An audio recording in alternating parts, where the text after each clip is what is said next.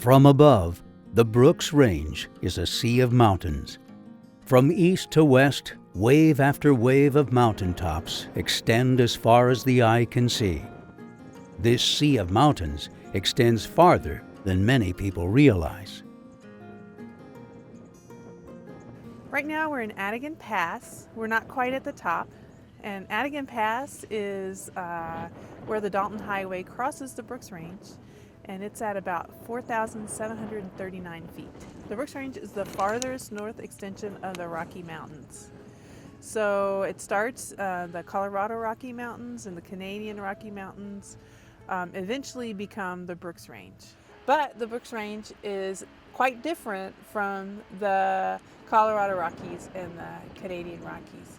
Here we're in the Arctic, and this mountain range spans from Canada all the way to the Bering Sea.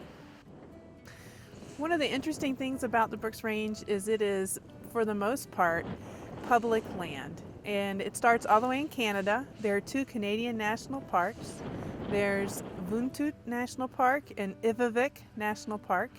And then over here to our east is the Arctic National Wildlife Refuge in the United States. Right now we're standing in the Dalton Highway corridor, which is a transportation corridor but also a recreational corridor, and it's managed by the Bureau of Land Management. And then over here to the west is Gates of the Arctic National Park and Preserve, which is the park that I work for.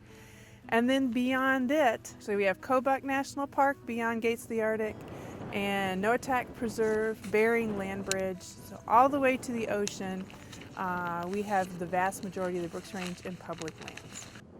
Although the Brooks Range is almost entirely protected in a variety of public land management units, you don't need a permit to visit the parks, preserves, refuges, or special use areas here. Federal agencies like the National Park Service like to draw lines on maps.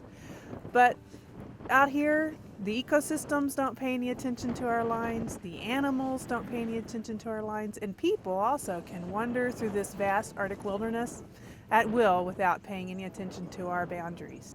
These remote, vast protected areas provide a unique opportunity to protect and study ecosystems and wildlife across the entire Brooks Range. Because these areas are protected in public lands, the ecosystems are protected, the wildlife are protected, and the opportunities for people to come and enjoy these places, these wild places, is kept open. Anyone can come and can have a wilderness experience in the Brooks Range.